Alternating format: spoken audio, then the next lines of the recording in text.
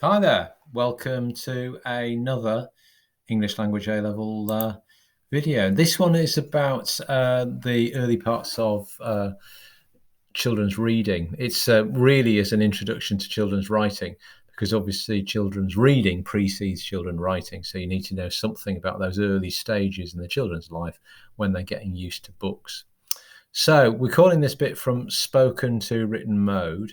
And children's first books can be seen as this kind of bridge between the children's oral world, because by the age of 3 or 4 years old, they're actually quite proficient speakers. They've heard a lot of language in their short lives so far, so they're thoroughly used to speech. But this is a bridge. Books are a kind of bridge to this new modal world, this world of print. So imagine you're this child. What might strike you about the written word for the first time that you encounter it? And modally, how is it different or maybe the same as spoken language? So if you haven't already done this, pause the video and have a think about those questions. Okay, so first of all, it's the physicality of writing. Obviously, spoken language doesn't take up physical space. It's you can't see it. It's not visual. Whereas written language does. You know, we move on the page, certainly in English, from left to right. Now that's called directionality, and we go from top to bottom. And again, in some other languages, you might go in different directions. So the very physical nature of writing is different to speech. We have line breaks in writing, but they don't tend to affect the meaning unless we're talking about poetry, whereas pauses in spoken language do affect the meaning. The thing about written language is that it's separate from its addressor, and therefore the person who's writing the text can't necessarily make assumptions about the person who is reading the text. And that's generally why written language tends to be more standard English, and it tends to be more formalized. Written language is also repeatable. So unlike speech, which because it's ephemeral, it's here 1 minute and it's gone the next, written language is repeatable in its exact form. So it has a kind of permanence built into it. And then finally, written language doesn't tend to be interactional nor interactive. Now, interactional means it's there for social purposes. It's building a relationship. And it doesn't tend to be interactive. It's not like turn-taking devices that you get in everyday speech, where I ask a question and you say the answer. So it tends to be transactional rather than interactional. So modally, it's quite different. Now, I don't know whether you can remember way back to techniques that were used on you for learning to read. I certainly can't remember. But essentially, they are put into two different camps. The first camp is the look and say approach.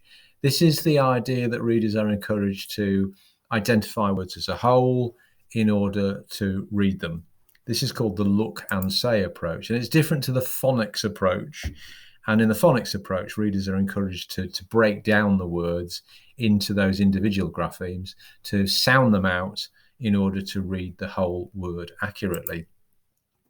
So, as I said, in the phonics approach, children are taught these connections between the phonemes in spoken language and the graphemes in written language. Incidentally, use those terms phonemes and graphemes rather than sounds and letters. So on the phonics approach, a child is encouraged to segment the word cat into its three separate phonemes. We've got k, a, t, and then to blend these together. And there are 44 phonemes in English. We have 24 consonant sounds and we have 20 vowel sounds. Some of them are short, some of them are long, some of them are diphthongs. And so therefore, we need to enlist the help of these things here, digraphs. So digraphs are combos of a couple of graphemes, or sometimes more than two graphemes, to make one phoneme. So ch, for example, which is a single phoneme, it's an affricate sound, ch, is rendered with the ch, which is a digraph. Okay, so English is difficult because it's a non-phonetic alphabet.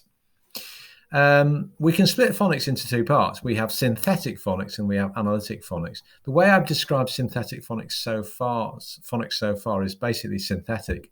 And this is the part to whole approach, where you translate graphemes into phonemes. So like we just said in the example of cat, sip is the same. So the child would pronounce each individual grapheme in sip, sip, and then blend the phonemes into a whole word. The alternative to that, in terms of phonics, is analytic phonics. This is where you adopt a whole to part approach. And so what children do is they identify the word first, and then what they do is they consider the relationship between the individual phonemes and graphemes.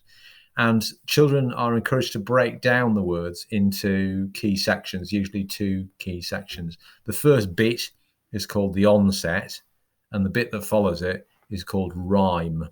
Okay, so for example, the teacher might write the onset grapheme th, followed by several words with different so-called rhymes, such as thorn, thief, and third. And so this takes into account the patterns that we get in English, where we have individual phonemes which are articulated through digraphs or combinations of sounds.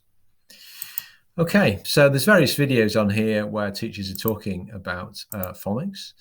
You will not be surprised to hear that there is some research being done about this.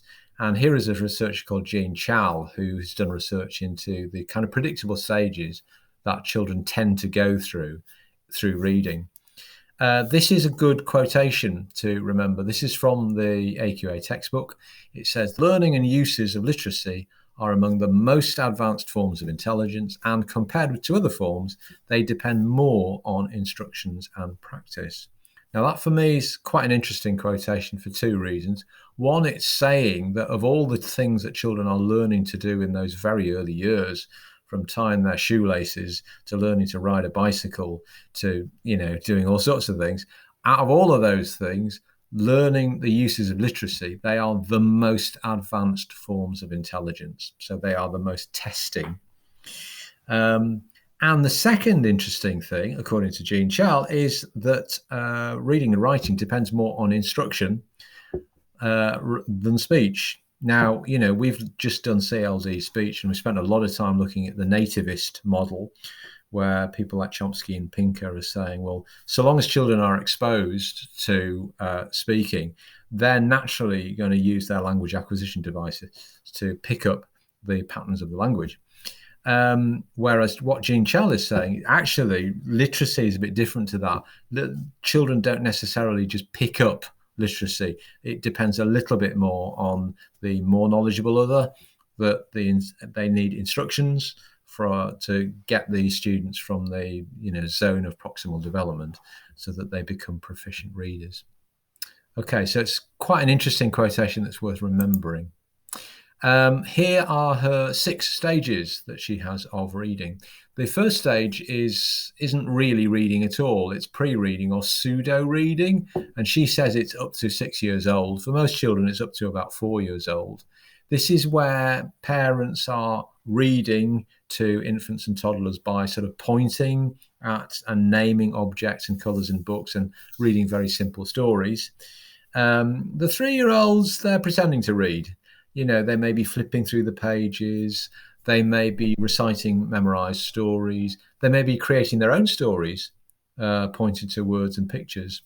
But, by the age of round about 3 or 4, by kindergarten, most children can do the following sorts of things. They can recite bits of the alphabet.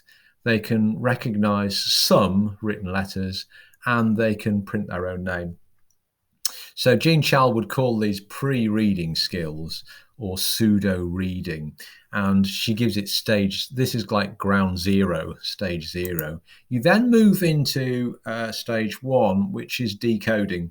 So this is kind of key stage 1 at primary school, 5, 6, 7-year-olds. This is where children are doing those phonics exercises, and they're learning to associate graphemes with their corresponding phonemes. So they're sounding out letters. They're decoding words that are formed by running those sounds together. If they're exposed to different forms of reading instruction, like the whole word or look and say method, then children are sort of recognizing the words based on the context. So they're looking at the pictures and they're looking at the shape of the word. and intuitively they're working out from the context of the sentence what that word might be. So at this stage, children are often focusing, because they're decoding, they're focusing on individual letters, words, and phrases, and therefore they may well be missing the kind of larger meanings of the story. You then move into Chal's third stage, which confusingly is stage 2, and she's calling this confirmation and fluency. So you're looking here at children moving into the beginning of key stage 2, 7, 8 years old, where they're becoming increasingly fluent in decoding the words, and therefore they are consolidating their skills by rereading familiar books, reading books that have kind of familiar and predictable structures. And in this way, they're kind of gaining speed and fluency and confidence in their reading ability. So at this stage, Chal is calling this one learning to read, and they're learning to read by associating printed words in stories with words they already know and understand. And notice the focus here on stories. So narrative fiction plays a really important part in children's early literacy. If we leapfrog into the next stage, so this is kind of the remainder of key stage 2 and the beginning of key stage 3, so kids starting to go to secondary school as well. This is reading for learning. So you got this fluency with words, and what that does, it allows children to move to less familiar material. They can focus much better on the sort of meanings and messages. And the important thing is that they can learn new information. So at this stage, we're moving a little bit away from narrative fiction as being kind of like the foundational reading that all of the children are doing. And we're looking at fact-based information, so non-fiction. So fourth graders typically begin using printed materials to study other subjects like science and history and geography. So whereas the previous stage was learning to read, Chal is saying this one is really reading to learn because it's focusing on fact-based information. We now go to the penultimate stage where, children are in secondary school and moving up to high school and maybe sixth form college. And obviously you've moved way beyond assimilating basic facts in your reading. And what you're doing is that you're appreciating layers of information, and you're beginning to understand that anything that's written may come from different viewpoints, that they may be showing different theories. So, for example, history texts, they might be describing events from different perspectives, or biology can be discussed at different levels, like the cellular and organismic and ecological levels. Okay, so this is called multiple viewpoints. And then beyond that, you've got the kind of reading skills that adults do all of the time, where you're looking at multiple sources, you're trying to weigh up competing opinions and views, and you're proactively constructing your own understanding. So you're doing reading to suit your purposes. Are you reading to gain enjoyment, or to get understanding, or to consider the views of others? And there's different types of reading going on, isn't there? So you're glossing sometimes, you're skim reading at other times. At other times, you're attending to very close detail. And obviously at this stage, it's not just about choosing what to read, but it's about what you're not going to read as well. So that's called construction and reconstruction. So you can see there through these processes, Chal is trying to show that this is a difficult and quite complicated and long, slow process that most children will go to. And actually, when people in the media are talking about this, like politicians are talking about children's literacy rate, they're often doing it in a rather simplistic way. On the video, there's a guy here with a very strong New York accent who's talking about these different stages, and that's worth having a look at. And there are some other videos as well. You might want to think about this question then. So unlike speech, which is acquired naturally, children need to be taught how to read. So what do we think about that? So think again back to what we were saying at the beginning of this video about the modal differences between speech and writing. Consider Chal's research about reading, and also think about those different approaches to teaching reading, whether it's kind of whole word, look and say approach, or whether it's those phonics types with the synthetic phonics and analytic phonics. And that's all I want to do for the time being about reading. And in the next session, we'll probably start to have a look at actual children's writing. Okay, thanks very much, and I'll see you another time.